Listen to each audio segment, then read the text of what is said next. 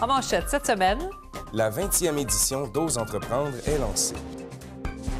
déluge de talents à secondaire en spectacle. Le territoire de diffusion de C'est sur la télé s'élargit.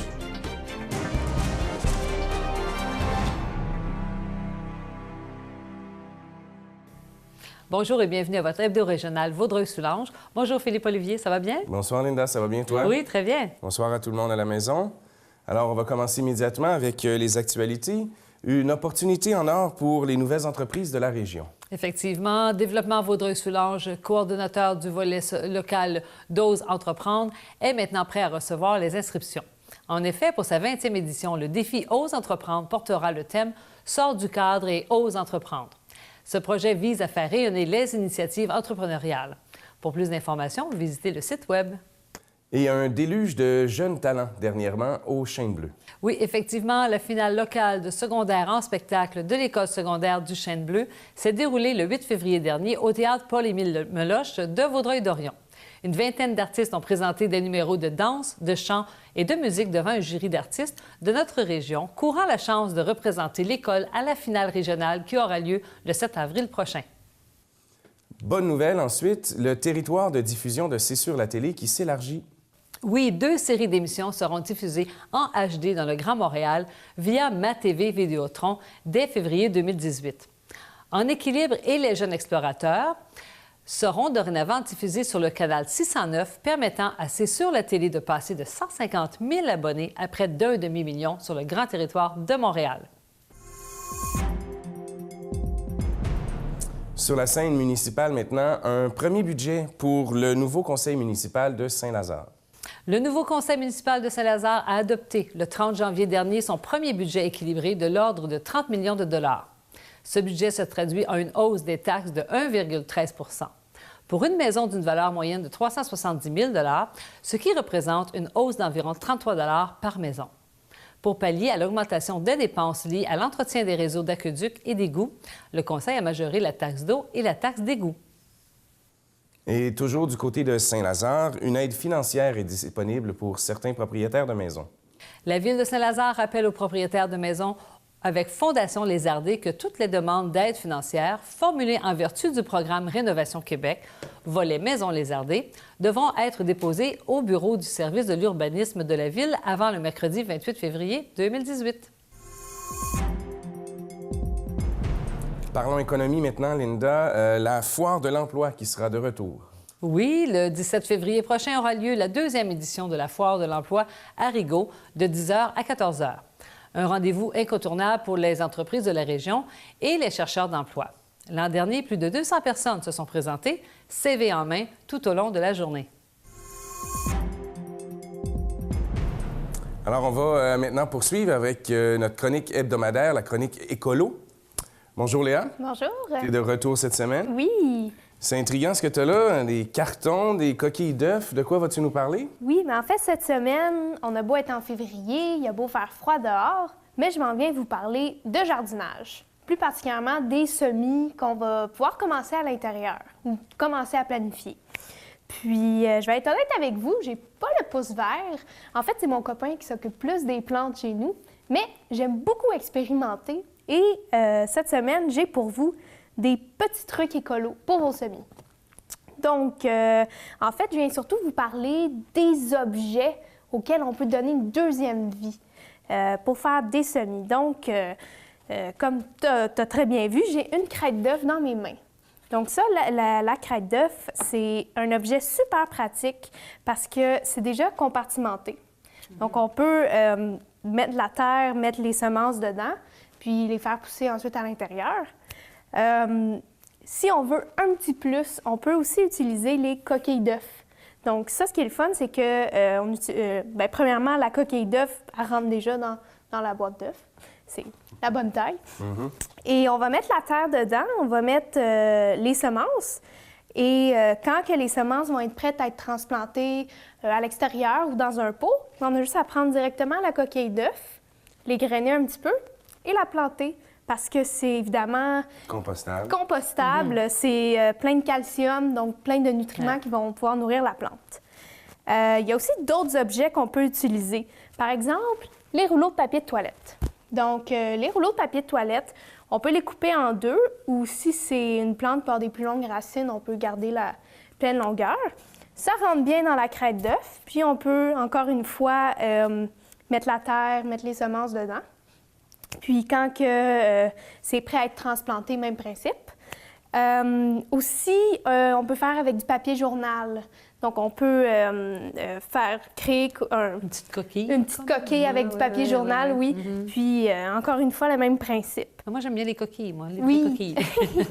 Et là, quand tu parles de semis, c'est pour quelle sorte de plantes? Pour ce qu'on va mettre dans notre jardin, pour les fines herbes, les légumes? Oui, bien tout ce qui est jardin, fines herbes, légumes, potager. Tout ça, on peut déjà commencer à les faire germer à l'intérieur. Il est tôt, là. On est en février. Oui, il est tôt, mais pas si tôt que ça, parce qu'habituellement, on suggère de faire les semences à peu près au mois de mars. Au moins de commencer au mois de mars. Puis à l'intérieur, vu qu'il fait chaud, ça va bien pousser. Donc, tout ce qui est potager, jardin et compagnie. Il y a d'autres objets aussi qu'on peut trouver dans notre bac de recyclage, notre bac de poubelle. En fait, c'est d'être créatif.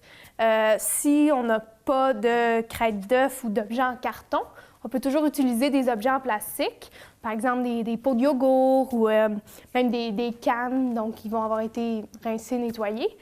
La seule chose, c'est qu'à ce moment-là, on ne peut pas transplanter le pot de yogourt puisque c'est du plastique, plein de produits chimiques, tout ça.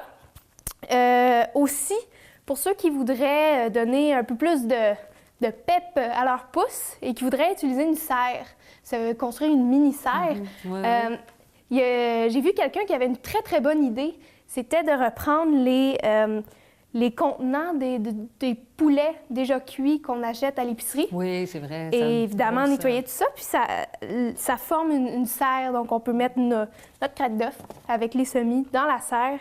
Et tout ça, ça aide évidemment à la pousse. Donc, en fait, soyez créatifs. On a plein d'objets sous la main auxquels on peut donner une deuxième vie. Donc, de réutiliser ce qui est déjà recyclé, en fait.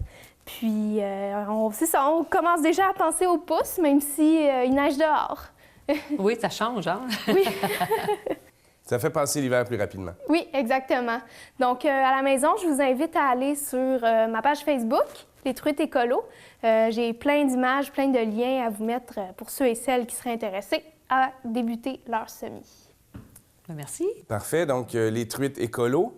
Merci encore, Léa. Merci. On se revoit la semaine prochaine avec une autre chronique. Oui, en fait, la semaine prochaine, je vais vous parler des fameuses tasses de café jetables. Ah, oui. Très intéressant. Voir ce qu'on peut faire avec ça. Merci beaucoup. Merci. Et en santé, maintenant, une bonne nouvelle, un énorme coup de pouce pour la maison de soins palliatifs de Vaudreuil-Soulanges. Oui, le 17 janvier dernier s'est déroulée la 13e édition du Gala Happening au bénéfice de la Fondation de la maison de soins palliatifs de Vaudreuil-Soulanges. C'est plus de 400 convives qui se sont présentés au Château Vaudreuil pour l'événement. Le gala a permis d'amasser plus de 300 000 $, une somme considérable pour la Fondation qui offre des soins palliatifs à des personnes en phase terminale. Poursuivons en éducation, Linda. On souligne la participation d'élèves au Parlement des jeunes.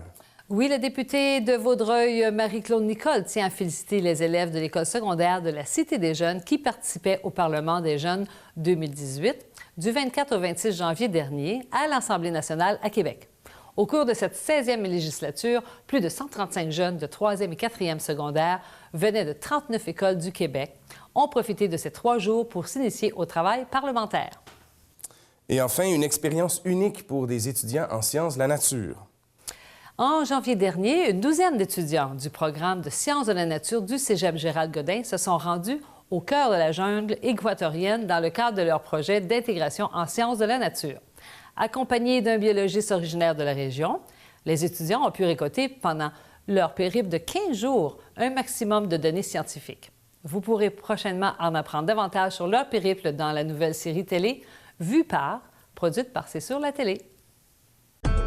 Les nouvelles culturelles sont une présentation du Conseil des arts et de la culture de Vaudreuil-Soulanges. Le CACVS aura son assemblée générale bientôt. Oui, en effet, les membres du Conseil des arts et de la culture de Vaudreuil-Soulanges sont cordialement invités à l'assemblée générale annuelle qui se déroulera le mercredi 21 mars prochain au centre communautaire de Saint-Lazare dès 19 h. Pour plus de détails, consultez le site Web. Et toujours au sujet du CACVS, il y a un appel de projet qui est lancé. Donc, le Conseil des arts et de la culture a lancé la semaine dernière 2 appels de propositions. En effet, le premier appel concerne les artistes en arts visuels et ou en métiers d'art qui souhaiteraient réaliser une activité de médiation culturelle avec des groupes scolaires en francisation. Le deuxième appel s'adresse aux artistes en arts visuels qui souhaiteraient exposer dans différents lieux de Vaudreuil-Soulanges. Et un spectacle unissant les 2 côtés de l'Atlantique se prépare à Saint-Hélesphore. Oui, un petit volet international.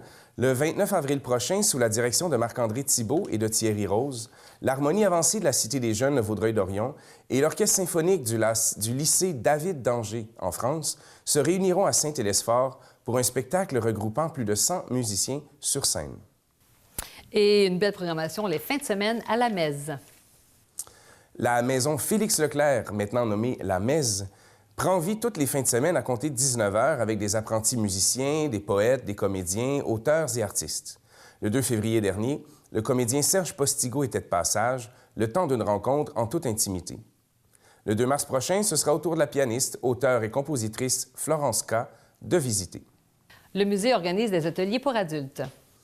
Le Musée régional de Vaudreuil-Soulanges poursuit en 2018 sa série d'ateliers d'art pour la clientèle adulte animée par des artistes de la région.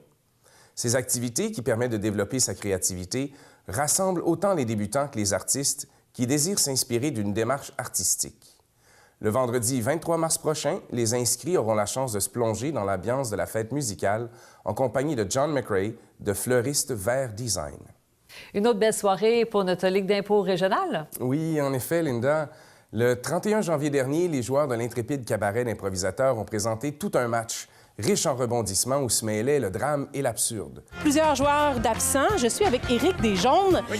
Alors, votre équipe, vous allez être 3 ce soir. Oui, on est 3. On joue pareil. On joue pareil. Nous, on n'a peur de rien. C'est pas vraiment un défi. C'est juste que je vais rentrer les 3 autres impôts. D'habitude, je rentre pas. Donc, c'est ça qui va arriver. Puis on espère que les gens qui jugent, les téléspectateurs, les gens dans la salle vont être quand même tolérants parce que vous allez être là dans tous les sketchs. C'est sûr qu'on risque l'over-exposition qui appelle, on met des guillemets. Mais non, je pense que les gens nous connaissent, ils nous aiment, puis ils viennent nous voir toutes les fois, puis ils nous regardent.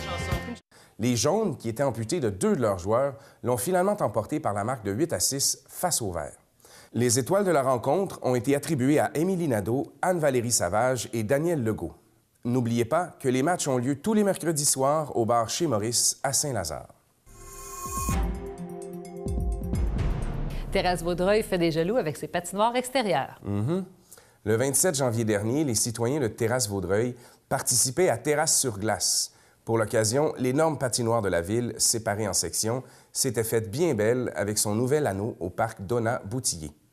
Beaucoup de plaisir à la Fête des Neiges de Saint-Lazare. Exactement.